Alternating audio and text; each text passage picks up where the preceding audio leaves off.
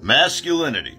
Today, neighbors, we're going to discuss masculinity in the Norse saga. Unfortunately, not divine. In fact, neighbor, the gods seldom come up. There are blatant to subtle references, however. So let's go over a few of the do's and don'ts that the sagas set by example, through the stories they tell us. Take the Volsunga saga, for example. Broadly, one might say that this is a 13th century tale about Nordic men fueled by pride and validated by their masculinity.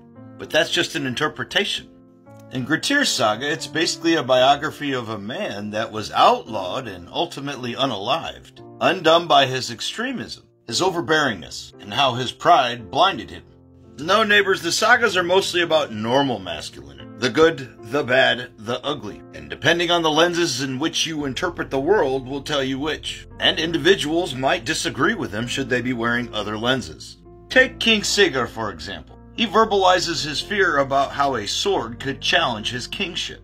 Is that cowardice? Cautiousness? It depends what lens you look at the world from. Because to me it was a man who was not wanting to accept change or his fate.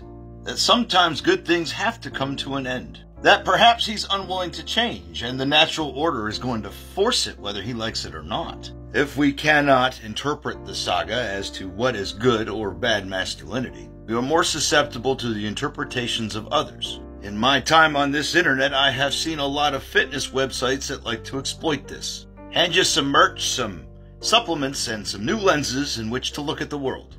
Interpretation is a powerful thing. But if you are a man, I would highly recommend you look into some of the saga. Realize that sometimes just because it's the ancestor or the central character doesn't mean that they're the good example. The ancestor's trying to showcase what a bad one is, just in a good story.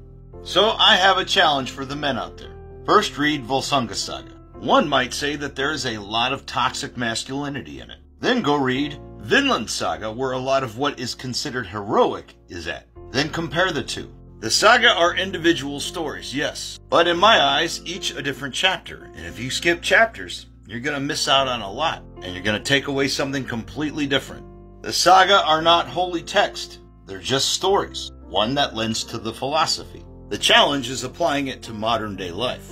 Wisdom is welcome wherever it comes from, neighbor. Both in the Bandamana saga and Fregothi saga. Will men see all the wisdom in the saga, or is the lenses in which they look at the world a weakness? Therefore I propose this. Real masculinity is seeing all wisdom, and not seeing all wisdom is ignorance by omission, often by the lenses in which we are given. So I would encourage all men to throw off these lenses. They're making you ignorant.